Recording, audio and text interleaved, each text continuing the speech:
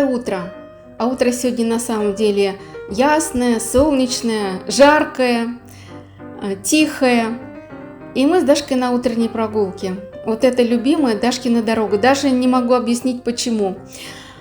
Иногда бы я и хотела пойти другой дорогой, но она прямо вот сюда тянет.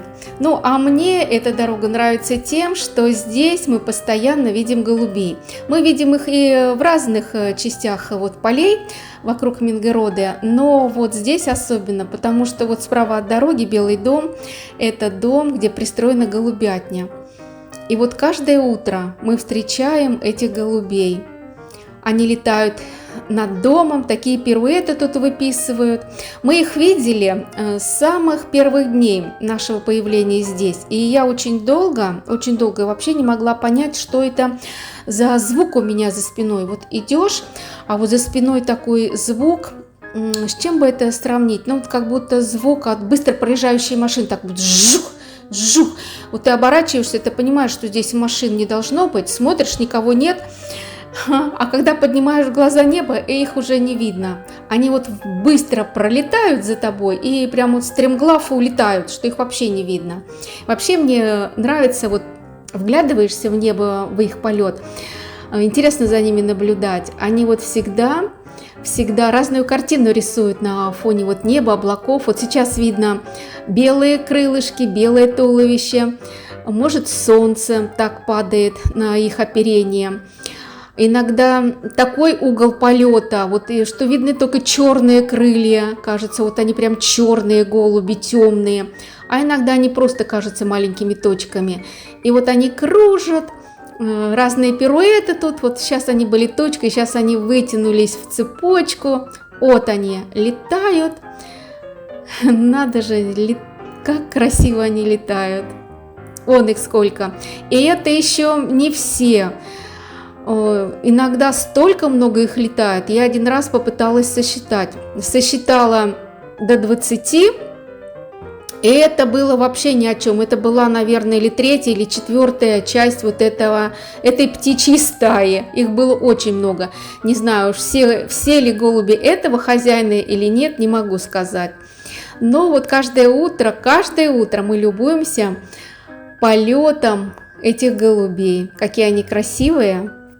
Вот прочитала, что домашние голуби в среднем проживают 12-15 лет, а в дикой природе 6-7 лет. Ну, конечно, дома они в лучших условиях содержатся и питание. Вот здесь, я так понимаю, что здание на первом плане – это голубятня, и справа у них вольер, тоже очень большое, тоже большое помещение. И вот они могут летать не все, кто-то летает, кто-то вот видно, что в белом здании вот тут на балкончике сидит, кто-то в летней резиденции. Но вот на что обратила внимание, вот прохожу я, вот хотя птиц-то ведь вот и немало, но не слышу вот такого характерного воркования, вот как вот, допустим, в городе, где их очень много, вот они воркуют гуль-гуль-гуль-гуль-гуль, вот так, всегда вот тихо. Не знаю почему, может от породы голубей зависит.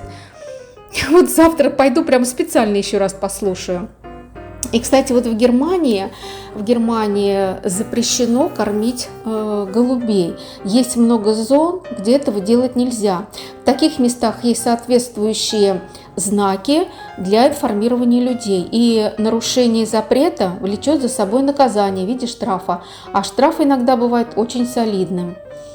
И я помню, когда мы были с дочкой в Курпарке, озеро там было, там плавали уточки, и вот там был информационный щит, я фотографировала, дома переводила всю информацию, и вот там тоже запрещалось кормить уток, и обоснование было, почему нельзя было этого делать.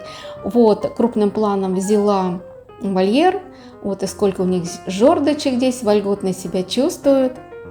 Вот, живут на природе, среди полей, зелени, на свежем воздухе. А вот сидят на крыше. Вот, так что каждое утро мы встречаемся с голубями, и нам доставляет это радость. Всего доброго, пока!